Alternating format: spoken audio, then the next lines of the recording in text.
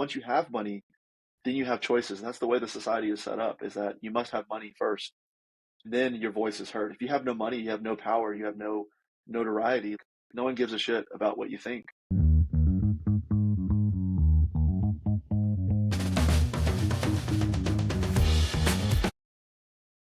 Hello, everyone, and welcome to the 15th episode of Colors of Web3 Entrepreneurship.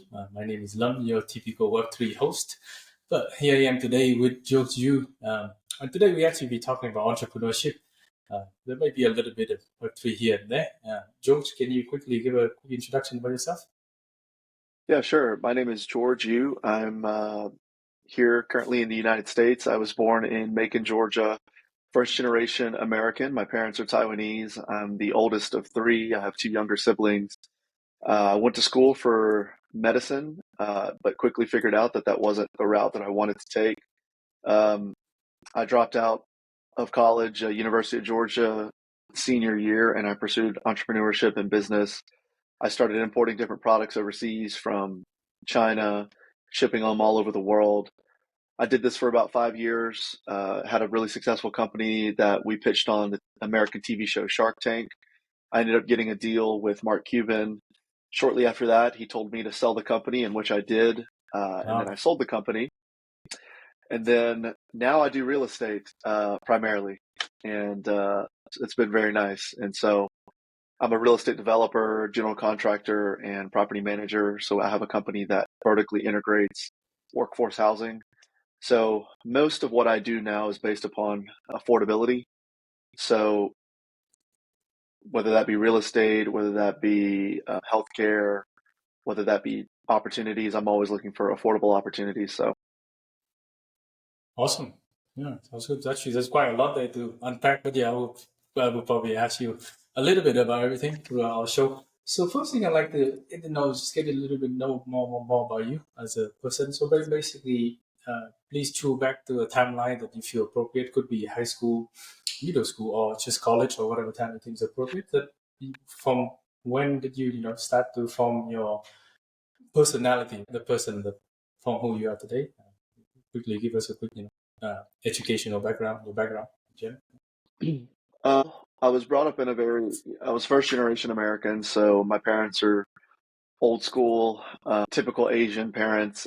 So my grandfather actually came from China, from Hubei, China province, and they moved to Taiwan after the Civil War, after World War II. And then my parents later immigrated from Taiwan to the US. So my parents were really brought up in a very harsh kind of, the old world is just, it's a tough world. And so they sort of put those parental beliefs and ideologies onto me. But the problem was that I was born in America where it wasn't like that. So growing up, it was really tough for me because my parents were very strict. No sleepovers, no video games, study, study, study all the time. Basically, no Mm. life. I was never asked, "What do you like doing?" The American way is different. Yeah. It's very encouraging to say, "Hey, whatever you set your mind to, you can do it." The Asian culture is basically saying, "No, you're going to do this. You're going to follow in your parents' footsteps. You're going to do what your parent says." There's completely total honor, respect, no Mm. questioning. You're going to be a doctor. You're going to be a lawyer. You're going to be whatever we tell you to be. And from a young age, I didn't quite sit well with me, and I think a lot of people can resonate with that, especially being a foreigner, let's say, in a different country. And so, from a very young age, I was very rebellious. I didn't really know why. I just thought maybe I wanted to be a class clown. I think I wanted to just bend or break the rules. I had no issue breaking the rules at all, ever. Uh, Breaking the rules actually excited me a lot, to the point where it got me into trouble. I got in trouble at school. I got in trouble with my parents. We were never given allowance as kids, and in America, that's pretty common to see your classmates, family give them $5 or $10 a week or a month just to buy some extra stuff at the cafeteria or the snack room at school. We never really had sort of stuff like that. We grew up very poor. My parents came over here from Taiwan in 1987 with, I believe, Mm. a few $100s in their Wow. pockets to start this opportunity here. And so I think my family history has a lot to do with it. So looking back, my great grandparents immigrated from northern Mongolia kind of area to China. My grandparents, like I said, moved from China to Taiwan to escape a civil war, a losing. They were on the losing side against the communists. And then my parents, for financial reasons, moved from Taiwan to the U.S. So I actually didn't realize that until about a year ago when I started tracing my family genealogy and trying to learn more about my family history. That we're most, at least for the last three generations, my family has been born in a country and has ended their life or settled down and ended their life in a different country. So, Hmm. that's always, that kind of explains a lot about me. Uh, Everything that I do now, I'm thinking about the future. I'm thinking about, hey, good times don't last forever, bad times don't Hmm. last forever. And so we have it pretty good in the United States right now. I'm very fortunate and blessed to be here. I've traveled to 70 countries now and Wow, counting. that's a So lot. that has, it is. So that has really shaped my perspective on life, the world. And now, in the beginning, I was very poor. So all I wanted to do was make a ton of money. So whatever Hmm. way I could make money, I started selling things online on Craigslist. I started doing yard sales and buying stuff and reselling it. And I had a lot of fun selling. I always loved buying something for $1 and being able to sell it for 10. And Hmm. that's why, dropping out of college, I went into a multi-level marketing company. So for all you guys who are out there starting your entrepreneurship journey, multi-level marketing companies are actually a really good idea to consider. Even though I wasn't in it for long and I wasn't super successful in it, what Was it this did something teach like me was Amway? Is something similar, Amway or something? similar. It Okay. was called a Vima. It was an energy drink company. It took over Hmm. a lot of the colleges during the time that I was in college. And really, it gave me the courage to kind of take a step out, because I will also say this is that, you have to trust your gut, your feeling. And, before I was an entrepreneur, I will say one thing that I did have is a good center of gravity in terms of my true north compass. Hmm. I I always knew in my gut when something wasn't right. The problem was, before I got into entrepreneurship and started reading and personal developing, I didn't exactly know that how to really listen to that voice inside of you that's saying, "Hey, something's wrong." Like, you're not lazy, George. I mean, but you could stay up for 3 days in a row playing video games with, one hot pocket and using the bathroom once, Hmm. and not sleep for 3 days. But you go into a science class and you're falling asleep. It's boring to you. And Yeah. so at that time, that was my sort of gut telling me, hey, something's not right here. But my parents wanted me to do it. I was pushing, but at, Hmm. at, at the end, it's, you can only do things for yourself. And that's what I learned. And so luckily, fortunately, I think it took me a little too long. I dropped out senior year. I probably should have done it a little bit earlier, but hey, what's life? But luckily, I did get out of it. I went into my own thing and never looked back. I see. That was quite an interesting upbringing background, but and it seems like your family has moved every time, right? They move. They're born in one country, moved to another country. So I'm curious now. You were born in the USA, right? And then, so does that mean that you also moved to another country? Is that something in the plan? I'm Well, curious. I haven't moved to another country per se yet. So I Hmm. have bought properties in other countries. So I have a piece of land in Central America. I also have a house in Mexico. Hmm. And I am trying to diversify my real estate investments and interests in also emerging markets, different countries. I speak three languages, so I speak English, Mandarin, and Spanish fluently. It's And awesome. so I think uh, languages are very important. Knowing how to communicate in Hmm. another foreign country's language is of most importance. So I'm also wanting to learn Arabic and Russian, those two Wow. languages, strictly for business purposes and Impressive. getting around the world. Because if you look at history, there's not a single country, city, empire, region of the world that's has always been prosperous. Right? America is prosperous right now in our time. Japan has been prosperous. Uh, Yeah. now China is becoming prosperous. Right? Brazil, we're seeing India. Right? These emerging markets. British used to be huge. The British Empire. The sun never Hmm. sets on the British Empire as well. It's set quite Yeah. a bit, I think, on the British Empire since then. Yeah. And so knowing that and reading history and doing my travels, I've just realized that I shouldn't waste the opportunity that I have in the United States here. And the opportunity is not to just have a nice house with a white picket fence. It's to accumulate wealth. It's accumulate assets and then to transfer those assets around the world to different places that I think could be advantageous for me and my family and my descendants in the future. Oh, respect. To be honest, I speak 4 languages fluently at the moment, but I also plan to have just learn 2 more, just because so in the polyglot dictionary, I want to become a polyglot someday, just for fun. There's no reason. And also, I love traveling. I've been to 40 plus country. There's still a lot more to go. I want to go 100 in my life, and I feel like knowing another language really open up the world, right? Like a new world, new culture, new door, new friends, new everything actually. So I Absolutely. think, so I'm actually quite excited about learning more languages in the future, though. Right now, I don't think my hands are quite full at the moment with Web3 and everything. You mentioned earlier that you dropped out of college in senior, and you said it was a little bit too late. So that's actually quite that's very interesting. I wonder if you understand your mindset. What were you? So were you already making money at that time already? Was that an opportunity cost? Right? Was it too high already that if you didn't drop out, it would be kind of like you basically go into negative opportunity cost, time wise, money wise? Well, I was a very different person. That was in 2011, so that's over 10 years ago now. But Yeah. I was a very different person than I was today, of course. At that time, I was still very much in the mindset of, hey, make your parents proud, do it for the family. Even though in my gut, I knew from freshman year, since I was as a freshman, so the first year of college, I knew that that wasn't what I wanted to do. But that's the Asian way. You don't like doing something, you just put your head down and just get through it. You just do it anyways. Yeah. You don't really ask too many questions. The only thing that happened was that I hit a wall, basically.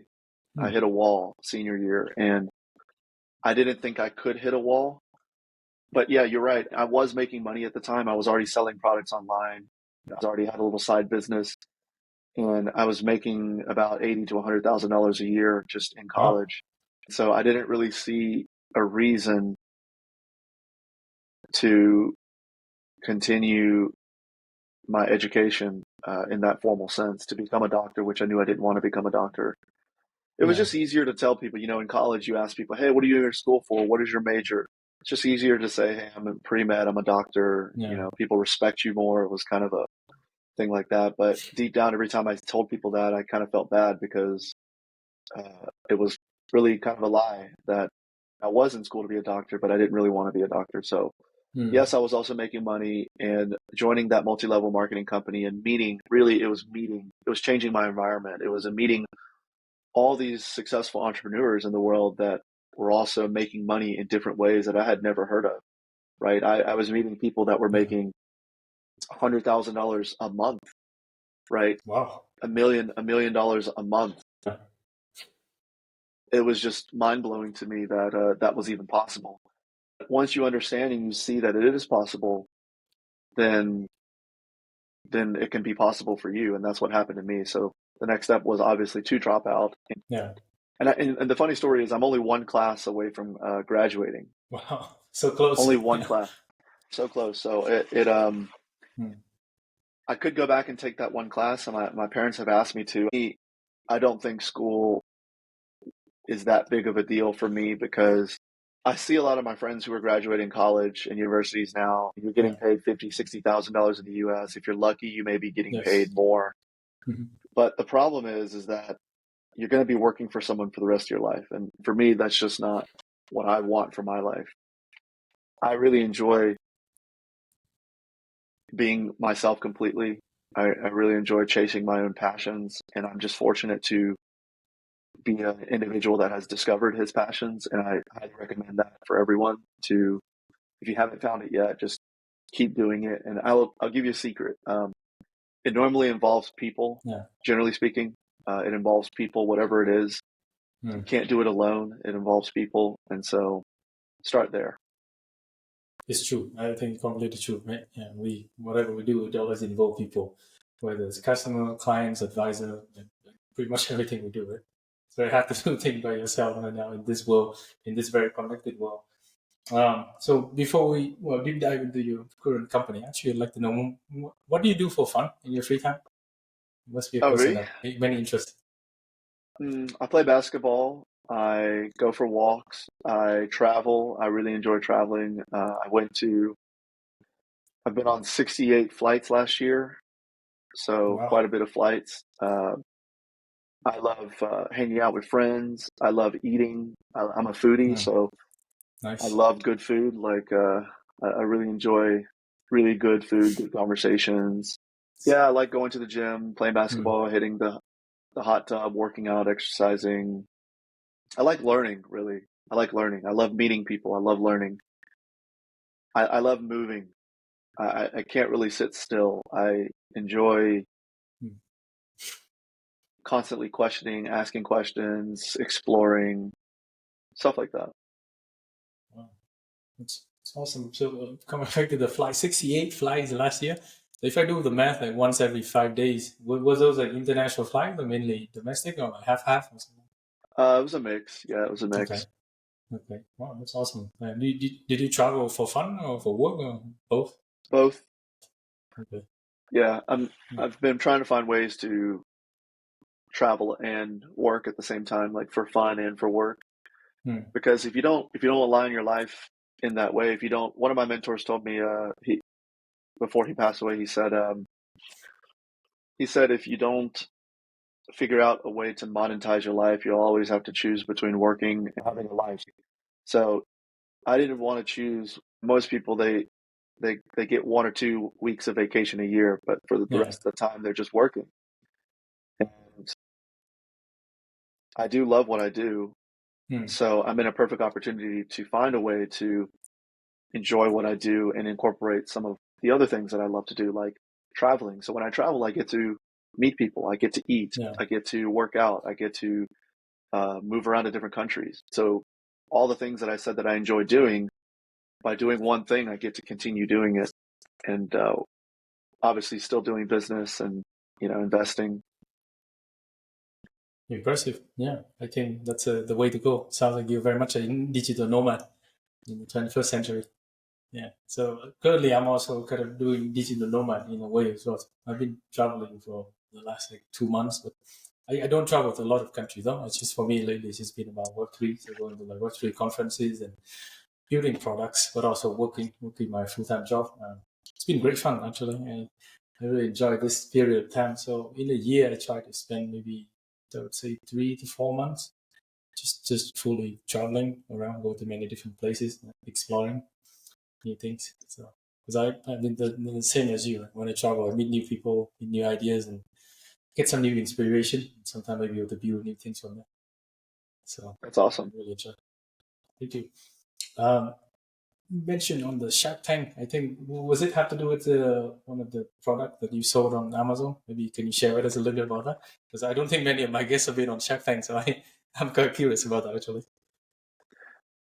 Yeah, so that was during the time where I'd recently just dropped out of school, and uh, I basically came up with a product. It's called the WindPouch, and it's an inflatable hammock where you've probably seen them. It was really popular in 2016, and Yeah. you inflate it in the air. It completely fully inflates, and you can take it anywhere. And the product gained very. We had a couple YouTube videos go viral. We went from zero sales to about 5 million in about a year and a half, Wow. and so it was Impressive. a really incredibly exciting time. Uh, my company grew from 2 people to 10 people. We got a call from Shark Tank, and at first I thought they were a scam or just kind of a joke. Actually, they emailed us first, and we thought it was Hmm. just a spam email, and so we ignored it. And then about a week later, they called us, or called my assistant, and she said, "Hey, there's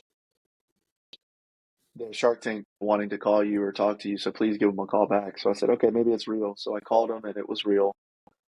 And yeah, they were filming actually that week, the Yeah. next 2 weeks, and so it was Wow. very last minute. And so they said, "Hey, if you can send us a 5 minute video of you doing a Shark Tank pitch in this format, and we like Mm. you, bring you to California and you can pitch on season 8.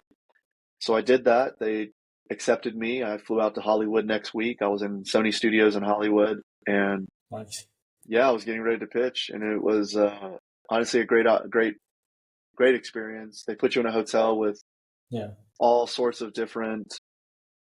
Uh, they put you in a hotel with all sorts of different entrepreneurs, Okay. and so it's it's really cool. It's like going back to college, but everyone Yeah. that you are hanging out with are people that are also pitching on Shark Tank. So it's one of those things where that for me was the coolest part. Plus, they gave you $500 a day, Oh and wow. Awesome. yeah, you could spend it on whatever you want. And Yeah. so the day of the pitch, Yeah. I went in. They bring you in there. They show you where you're going to stand, what you're going to do, what you're going to say, and it's pretty cool. You have all these lights and cameras on you. It's Yeah. pretty scary, but overall, it was a great experience. We ended up getting a deal with Mark, Oh wow. Like and Cuban, right? Yeah. Yeah. yeah, Mark Cuban. I wanted Mark Cuban.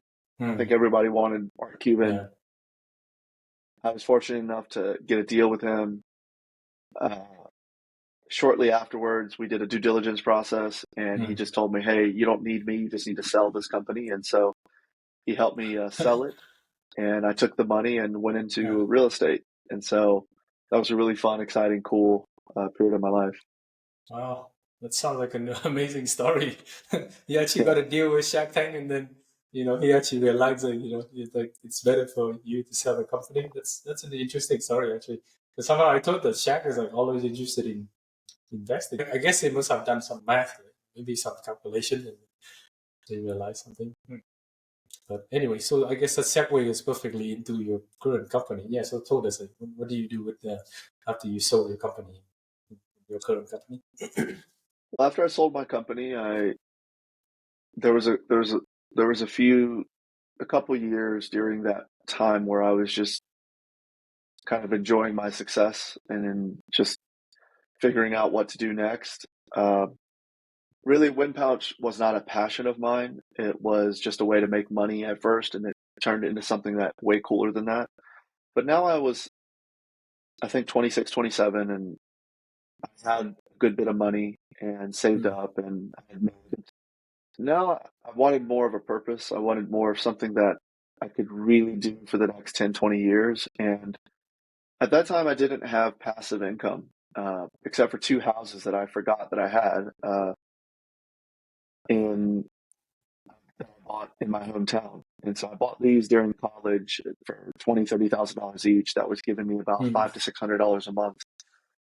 And I remember looking at it and I said, oh, well, I just need 50 of these houses that give me $500 a month.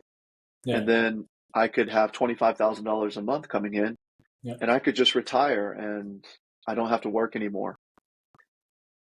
And so that's Mm. what I did. I went out and I bought 10 more houses.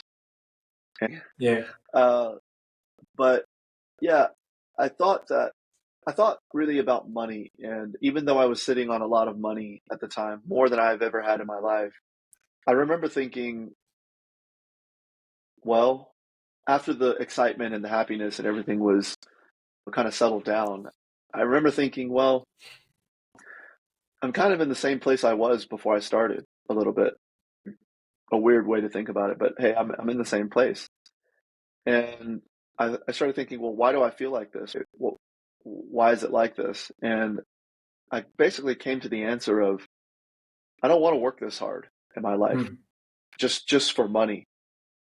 Just because I worked 16-hour days for the last 2 years growing this company. Partly because I Wow. didn't know what the hell I was doing, right? I just was working Mm. hard, right? I wasn't working smart. Yeah. And so I wanted an opportunity where I wanted to make money, but I also wanted to have fun while doing it. Like there was other things that I was curious about, like my personality, traveling, exploring different countries, right? I was curious about a lot of ways that how do other people live their life? What problems do they face? And one of the problems that we were experiencing at home is the affordability crisis. Well, after I started traveling, I didn't really get to travel a lot until I sold the company. So my 70 countries, I would say 50 of those countries came after that, after Mm. 2017. Okay. And so once I started exploring, I started realizing, man, even though we have a big problem in the United States with affordability, the rest of the world has it worse. Like the rest of the world is economically, for most parts of the world, are economically worse off than the United States. And so while I was solving this problem of affordable housing in the United States, I realized around the world, I'm like, wow, we actually have one of the best opportunities, the best countries, the best positions to be in. I'm so fortunate to be here in America. Mm. So I started my journey as a real estate developer in the United States. We started buying land, we started building apartments, and then we started renting the apartments out. We started with a 12-unit apartment, then we went to 30 units, 50 units, a few 80 units. Now we're doing 150 to 250 unit apartments. And so really big developments. And it's been great. It's been very fun. I've learning a lot. And now my portion of it is the development portion. So my role is finding land, finding investors, getting the plans, architectural, structural, civil engineering work done. And then I have a separate company that I'm a part owner in, that is the construction company, and then they construct it. Then there's another company that I'm a part of, that's the property management company, that they manage it. So it's all vertically integrated I see. together. And so that's what I do now, and it's very rewarding. We're helping people that otherwise would not have access to affordable housing have access to it. But now I'm thinking bigger. I've been doing that for about 5 to 6 years, and Mm. I want, I have shiny object syndrome, and I used to, I'm sure a lot of us entrepreneurs Yeah, do, and sure. I always thought people say that having shiny object syndrome is bad, right? To focus on one thing. And Mm. I can see that. I can see that being the thing. But for me, I've come to the conclusion that I don't want to do that. I want to have my hands in a lot of different pots. And I believe that there's a way to do that. And it's having a very strong team, it's having a very strong back office. Because I get bored anyways. After I do Mm. something for 2 to 5 years, I don't care how successful I am in it or how much money I'm making, I get bored. Uh, so I'm making good money with my company now, but I'm a little bit bored. And Mm. so I've seen this in the last 10, 15 years of my journey as an entrepreneur, where I know, hey, even though this is a great opportunity that you're going into, your life cycle for boredom is about 3 to 5 years. So within those 3 to 5 years, make sure you're putting together a team that when you step away 90%, you have a team that can still continue to operate. So you don't lose the opportunity, you don't lose the income, and the team can go further. I still want to be in real estate. I still want to be in Yeah. affordable housing, but now I'm interested in doing more stuff internationally. I'm looking at solving another problem in the real estate space in the United States, not with affordable housing, but we have a community problem in the United States in our, and I'm not sure are you in Japan now? Where are you? I'm actually traveling, so I'm in India. I'll be back in Japan in like 2 months later. Okay, so Yeah. in Japan they have HOA communities. So if you live in a Yeah. condo, you have a condo community. Here Yeah. we call them HOA, or homeowners associations. So there's a Yeah. huge problem with that in the United States, and so I've started a company that is handling that.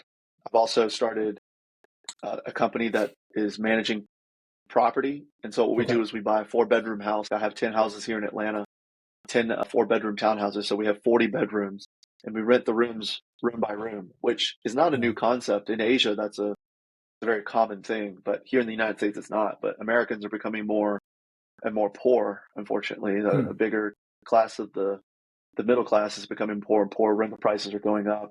Yeah. So people cannot afford to live in a 1 bedroom apartment by themselves anymore. They have to share a room or share a house, but have a private room. And so Yeah. that's what I do now.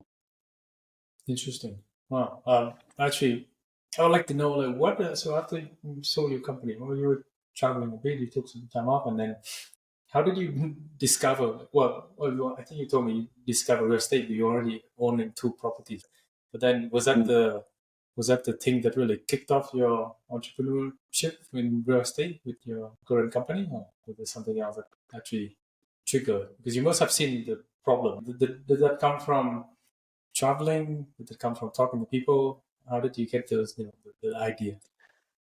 Well, I grew up very poor. Like I said, my parents were first generation Americans. We were not very rich. We were not very well off. My parents are still very middle class Americans. And so I don't understand wealthy things like trends. I don't understand what people want. I understand what people need. Mm. And because I grew up that way. I knew what I needed. I needed a safe Yeah. place to live. I needed an affordable car, a way to get around, affordable transportation, affordable healthcare. And so that's where the idea came from. It's like, hey, America is the land of opportunity, but Yeah. America is also the land of inefficiency Hmm. because we've been so prosperous in the last 100 years that we have not really needed to be efficient at really anything that we do, whether it's in the government or the way we build or the way we operate our society, our government, our businesses. We just haven't had to be efficient. Asia is very efficient. You just need a small stand and you can make a ton of business out of this small stand. America, you need 3,000 square feet and a nice thing. It's very inefficient. We have That's true. central AC units here. Hmm. In Yeah. Asia, mostly in India, you see mini splits, Yeah. wall units. They're That's right. very efficient, very small. Yeah. In America, if you live in a 4-bedroom house, you turn on your air, it heats Yeah. all 4 bedrooms, even though you're just That's one true. person living in one of the bedrooms. Hmm. So there's a lot of opportunity for improvement in America, and I'm sure in every country. But in America, because I'm from here, I see after traveling, we cannot continue living like this. Hmm. There's not enough opportunity and resources to go around for Americans I to keep see. wasting all of this food. Every day we're throwing away so much food, wasting so much energy. How many cars do we have on the road? In Japan, public transit, barely anybody owns a car in Japan. Yeah. In It's Asia, great. It works. Yeah, because it works. Singapore, it's Hmm. a car is 3 times what it costs. Cars should not be so cheap in the Yeah. United States. Nobody's walking. It's just there's a lot of areas of improvement. And the reason Hmm. I'm finding those arbitrage opportunities is because I go to places like Singapore, Japan, Taiwan, and I see their public transit system. I see the way that they build their apartments. And I see when I go to Japan and I rent like a 15 square meter like Hmm. Airbnb, but it has everything I Yeah. need. Yeah, sure, it's a small, Yeah. tiny house, but it has everything I need. The sink is inside of the Yeah. bathroom of the Yeah. shower. It's Well very designed. efficient. Hmm. And so it's very well designed. It's very efficiently designed because guess what? They don't have the luxury of all the natural resources and space that America does. Yeah. And so, but America right now, we have all the land, we have all the space. The problem is we're not having the economic success that we've had for the majority of our population Hmm. compared to the last 50 years, 60 years of our country's history. A lot of that success is isolated in a certain small group of people. Yeah. And So so the for a lot majority of of Americans, life inequality, is right? going to be tough. Yeah, in the next few years, it's going to be a lot of pain in the United States, I think. Hmm. Interesting. Well, but now you're planning to learn two more different languages. I guess your traveling is not going to stop anytime soon. So pretty sure you might find your future destination that you like, right? Yeah. Well, yeah, I'll never stop exploring. I will say that. Whether Hmm. I'm in 60 flights a year, probably will not do that for much longer. But I do have a energy to travel. I think I think it's important where the Japanese call it ikigai, your Yes. purpose, Yeah. Your living purpose and everything your living connected to it. purpose. Yeah. In Costa Rica, it's called plan de vida, the plan of your Hmm. life. Yeah. When you wake up in the morning, you must know when your feet hit the ground from when you roll out of bed and your feet hit the ground, like what your purpose is, what you're here to do. And for Hmm. a while, I did not have that purpose. I don't know if I will be traveling like this all the time, but I do know that when I wake up every day, I will be moving towards my purpose and my goal, and that's wherever that takes me. In the future, it may be my kids when start having a family. So Yeah. I'm open to that. Earlier, you were saying that this is actually very interesting because I would consider you a serial entrepreneur. You're saying that you actually know your boredom would last for like 3 to 5 years, which is, I think very few people kind of realize it. But also very few people will have like diverse interests such as yours. Like what you have. I was reading a book actually. I can't remember the name of the book now, but it was saying that you progress from one business entrepreneur, and then as you grow through the phases of life, and then you don't become a business operator anymore. You become a person who runs multiple businesses, right? As your net worth goes up, right? As the revenue, as things get bigger, right? Then, so I guess you're entering that phase now where you're actually more interested in running multiple businesses because And here I'm assuming that you still want to keep control of your current real estate company, and then you fighting a team to run it while you're running, trying to explore new opportunities. Is that how you see it? Yeah. I've recently got a life coach, Hmm. and I say that it's been very helpful. And what I realized is that the first thing I said is life is all about people. When you find your purpose, when you find what you want to do in life, I can tell you one thing. I don't know what it is, but I can tell you one thing. It will involve Yeah. people.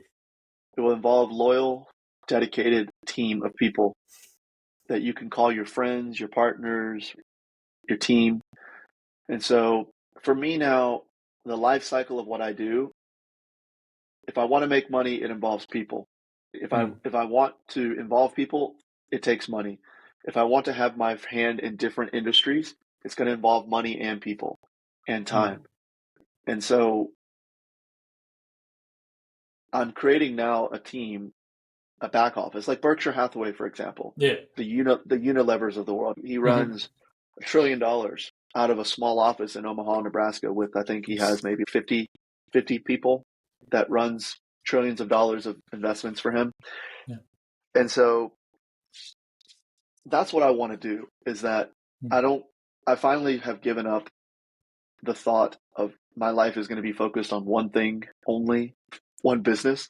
Yeah. If I could say that my life is focused on one thing at this age, at 33 years old, I would say that it's going to be focusing on the people. It's going to be focusing on my team. And the way I'm going to build this team is I'm going to build it in a way where it can handle multiple different industries because Yeah. who cares if you're an Android or an Apple? If you enjoy Samsung, Google Pixel, or the Apple phone, well, guess Mm-hmm. what?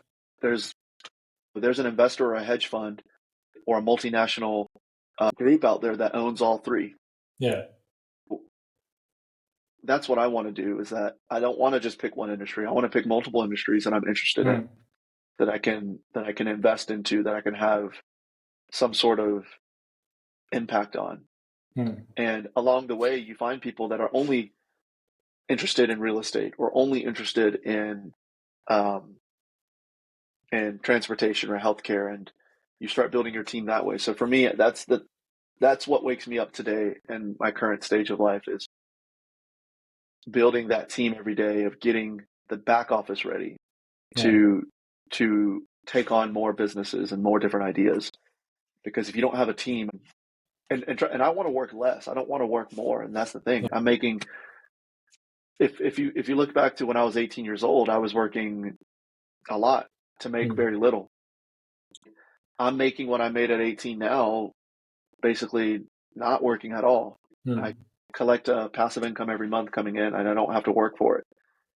And that's a good thing, and that's also a bad thing because if you say I'm happy, I'm here, then you get very lazy and content, and then you start Mm. becoming very sad, and you might start drinking alcohol and doing a lot of other stuff. But so it's really important that once you make that money, that you jump back on the horse and you keep going and you use your time. Essentially, what you're doing is you're buying your time. Yeah. Now I'm not having to trade 60, 80 hours of my week to go make $10,000, $20,000 a month, Yeah. whatever it is. Mm. And so what do I do with that time? Now that money's just coming in every month to me, what do I do with the time? I could be a bum. I could travel the world. I could just sleep in my room all day. Yeah. And I think I did that for 6 months, just rest and just relax. Mm. So there's periods of time in your life where you do have to relax and kind of recover. But it's really important not to stay there forever and get back on. And so I got back on the horse and realizing the next stage of my journey is building the team. So I'm really excited about that. Impressive. Joy. Yeah, I like the way you thinking and how you have your whole structure in your life. So when it comes to building the team, I'm actually curious. Are you more leaning towards being an investor, an angel investor, or maybe some other type of investor that invests in companies and wait for them to grow, or do you actually want to own this business and then be directly involved in the management and maybe sometime operating of the company itself? Which side are you taking? No, I don't want to be an investor. I want Hmm. to be a hands-on Okay, owner, I operator, see. and investor, at least in the beginning. So for me, I'm a visionary. I know what I am and I know what I'm not. I'm not an operation guy. Hmm. Once the business becomes stable and just every daily stuff, I get very bored. Hmm. I get very bored. I'm in the beginning where the business is nothing right now, and I have to do everything I can to make it go from 0 to 1. That's where I Mm. am the most beneficial, is taking something from 0 to 1.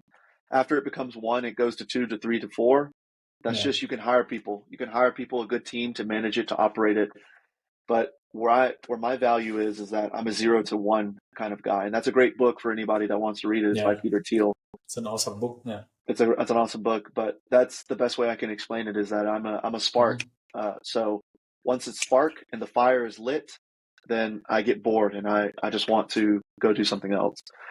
And in the past, I did not do it the correct way. Like WindPouch, I Hmm. could have done it in a way where I kept the company and I could still keep making, $5, 10, $20,000 a month for that business. But Mm. I just, I just sold it and I didn't continue it because I didn't think that I could do two things at once, because I didn't have a team. I didn't have a solid team. Yeah. But knowing what I know now, is I want to move on from the real estate, but I don't have a team in place. So right now I'm building the team so that even though when I leave affordable housing real estate, take Yeah. 90% of my time away from it, Hmm. I can still keep getting the excitement, the money, the friendships, the learning, the experience. I still want to build big apartments. That's super Yeah. exciting.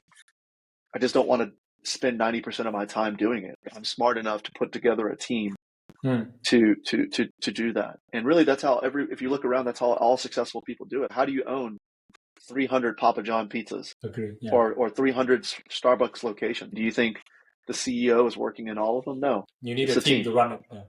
Yeah. Yeah, you just need a team. Hmm. You need a team, but also need a very capable team. Actually. And then as the team grow bigger, you might be managing like multiple smaller companies, right? And then the way I see it, I think they even hire a CEO, right, running it. So they just basically take the back seat and being the investor at some certain point. So similar to what you're saying. It's actually quite impressive. So, which make me now very curious, like, so after real estate, what would be the next one that you're thinking of? What's the next industry? What's the thing on your mind right now? You Well, want there's a to? lot of things on my mind, Hmm. but I cannot actually do any of those things unless I have this team set in place. So right now, the goal is to grow this team. I have a couple executive assistants. I have a marketing team. I have a media team. Wow. I have a real estate development team. I have an accounting team to handle my Hmm. accounting, finances, bookkeeping is super important. It I have is. a payment team to pay my employees. You need a payroll Mm-hmm. team. Yep. So this is just the back office of my life, because any company Yeah. you want to start, whether it's a restaurant, you want to start a tech company, you want to start a real estate company, or you want to travel the world, you need to have a team. Yeah. You need So talents. Yeah. you need talent. You need dedicated people that you can trust. You need to know what their skills are. You need to know what they can do, what they cannot do. You need to know how to manage them. And then after you have a team, Mm. it's like you're managing the team. So now I have to have somebody, I eventually have to hire somebody that helps me Yeah. manage the team. That's Because right. right And now I'm still working a lot, but I'm mm. working on building the team. But I know in the back of my mind one day that this is this is something that I'm gonna go do. Yeah. So I see. Yeah. No. Totally makes sense. And yeah, I'm sure at the first, I think you basically growing from 0 to 1 as well, right? In this sense, because you have not had a team before, right? Your own dedicated team, and now you're building it, and then eventually, I think, to buy back your time, you have to eventually have to hire someone who would be, I don't know what you would call him or her, like your special executive assistant or CEO level assistant or something, who would then manage your team, right? And then you just only talk to him or her maybe when there's like something big, huge decision, right? Step away from all the operations and make bigger yeah, decisions. I would say when I was 18 years old, I was working 8 to 10 hours a day. Then when I went into WindPouch, I was working 16 hours a day. Then once I Mm. sold WindPouch, I went to working 3 to 4 hours a day because I had all that money coming in. Then when I invested in real estate, I was working maybe same 3 to 4, 5 hours a day, maybe really working. Now I would say I'm working more like 8 to 10 hours again. Mm. So I'm going like this. Yeah. And so, but it's okay because I don't mind working more now, because I can see when this machine is finished being built, I'll be going back to working 1 or 2 hours a week and my team running basically everything. And I can spend most of my time exploring and traveling the world and bringing more opportunities to my team, because Yeah. that's my value, is going out in the world and finding these opportunities and thinking and analyzing. And that's really where I'm the most happy, to be honest. It's all about enjoying what you do. And I enjoy myself, my life the most when I'm out doing these specific things. When it comes to marketing, I want to pull my hair out. When it comes to, doing a website and like shit like that, I want to like pull my hair out. Like I don't want to do that, but it isn't. But it's an important thing that you have to do. It is, yeah. So so I have to have a team that does that. I need to have a team that does all the things that are important, but that I don't want to do. And so I'm I guess just now learning that myself now. Yeah. I think that's why I said you're like going from 0 to 1 again, because for yourself, I'm sure many other people have built their own team before, like family offices. I think that's what family offices do. They they have one person who manages all the things, but of course there's a lot of people running the back office and running the finance, finding the new deals and working on investment. But it's very exciting what you're doing. Actually, I'm still a little bit curious about your current company. Where do you think the real estate industry is heading? Is there any exciting opportunities there that you see? Or? Well, it depends on where. I think there are a lot of companies now that are getting rid of agents. So they're if you're a real estate agent in the United States, your job is probably in jeopardy unless you're in a very classified niche like multi-million-dollar homes or a certain area of the country where people still want to use agents, but most of it's just going to be transacted online in the future. So I think that's changing. That landscape is changing. I think that for me, I always tell people I'm not a real estate guy. I'm an opportunity guy. I'm a value guy. So I'm only in real estate because of this one thing in affordable housing. I don't want to do everything real estate. I'm not an agent. I don't have a license. I don't want to be in property management. I'm only in development specifically for affordable housing because it solves a problem that I think is a problem. And so I just want to solve problems. And so I don't know if I'll do something else in real estate. I think I'll always have a hand in real estate in some way because of my company. But I just want to solve problems. And there's a lot of problems to solve. And so in order to start solving more problems, you need to have a back office, a team. So I think the opportunity in real estate or any other industry that someone would be interested in is somewhere there's so many nonprofits, there's so many charities, there's so many human trafficking, for example, is one. Climate change, global warming, pollution, polluting the oceans, overfishing of the ocean. These are all issues that I think that would be interesting to solve one day. Recycling, get rid of single-use materials, plastic bottles. But it needs to be something that speaks to you individually. It needs to be something that, like in the beginning, if you don't have any money, then you're not really going to be helping too many people, to be honest. And that's just the truth. And so that's why in the beginning I did everything I had to do to make money. And a lot of the stuff I didn't enjoy. Elon Musk did PayPal. He's not a financial fintech guru. He doesn't give a shit about fintech like that. He used it to make his first amount of money. But once you have money, then you have choices. And that's the way the society is set up, is that you must have money first. And then your voice is heard. If you have no money, you have no power, you have no notoriety. No one gives a shit about what you think. No one cares about it's as soon as you have a little bit of money, as soon as you have a little bit of success, some fame, then people care about what you say or do. That's very shallow. It's a very shallow way of seeing it, but that's the way the world works, unfortunately. If you don't have something, you don't have a voice.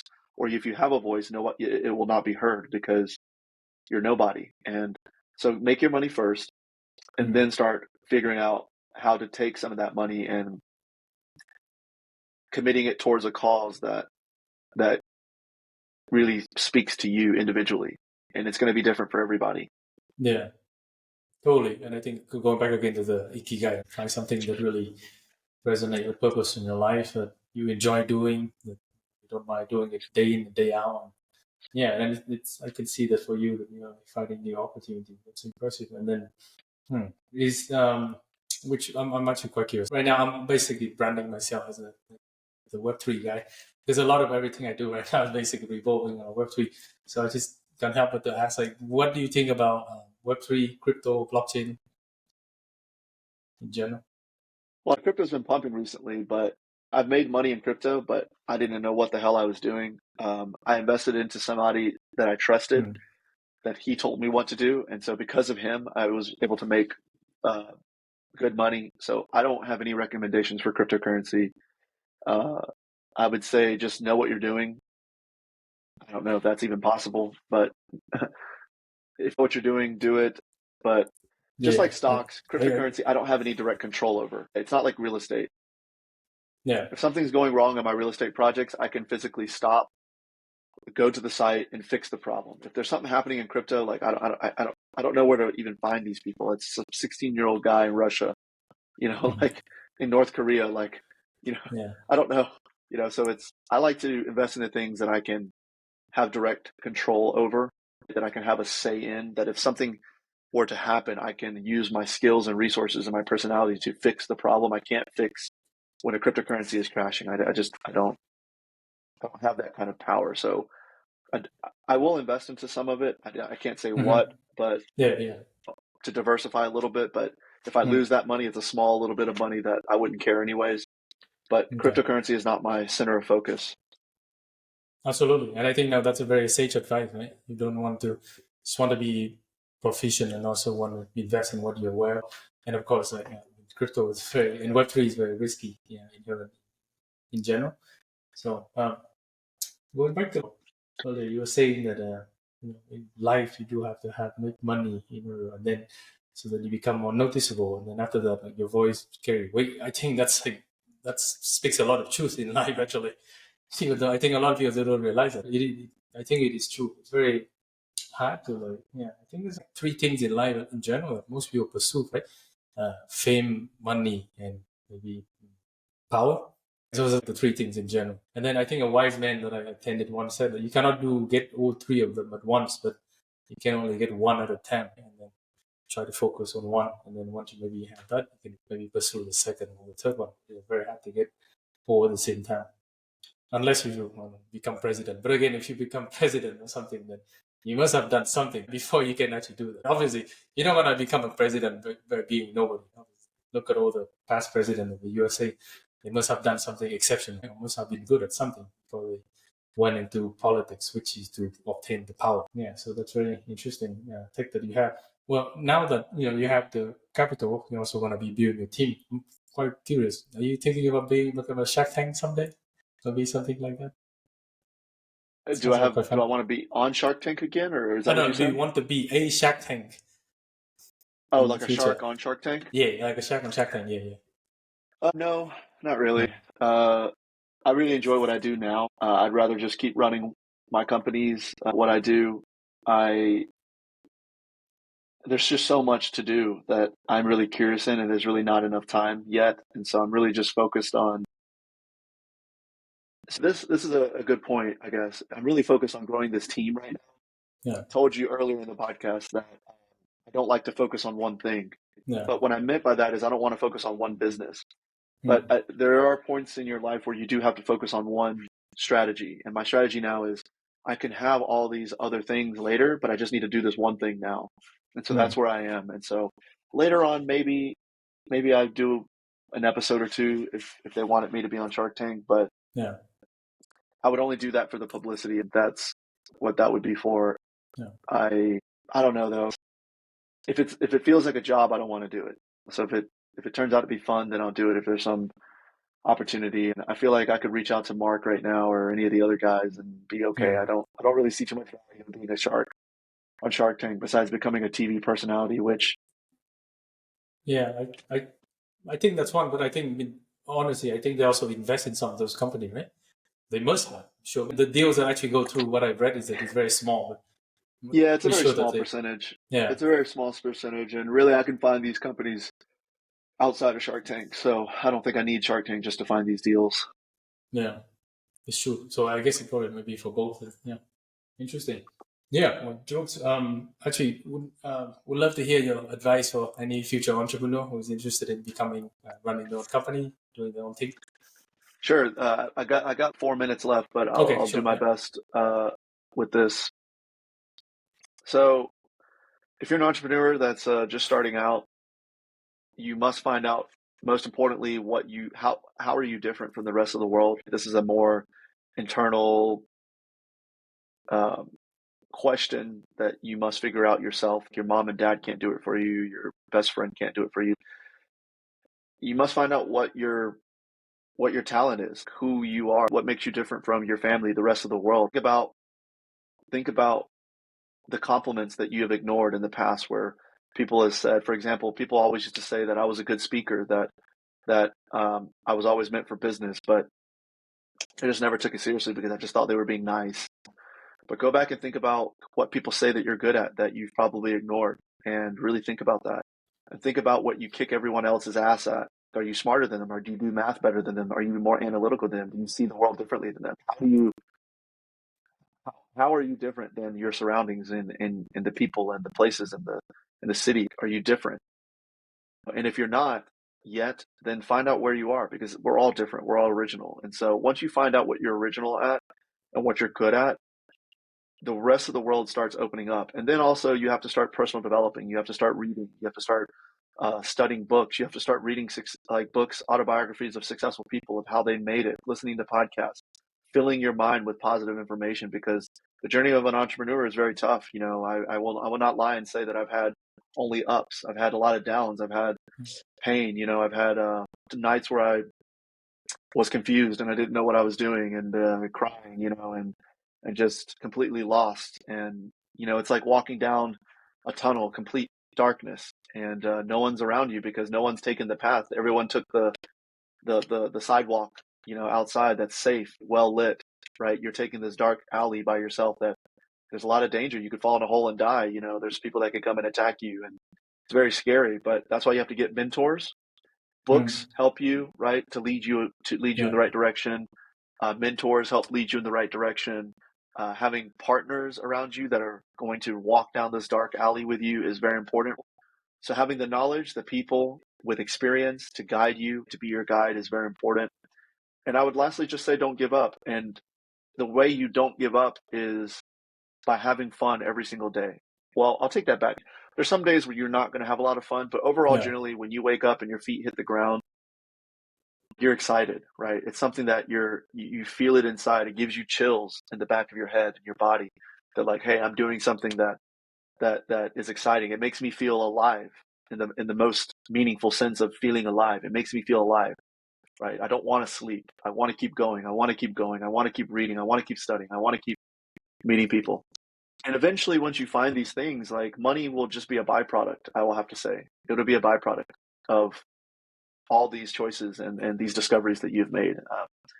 Because once you've found your true value in the world and you have the right people around you, your mentors, your partners, your friends, your group, your team, then making money is almost a no-brainer. It's a byproduct of those decisions. So being an entrepreneur is not for everyone, although I do think that everyone is an entrepreneur at heart.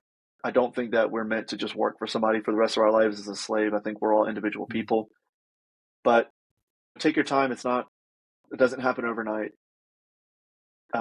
Just make sure you have good books, good mentors, good people around you that can help push you and encourage you along the way, because yeah, you will need it. So that's my advice to you guys. Good luck.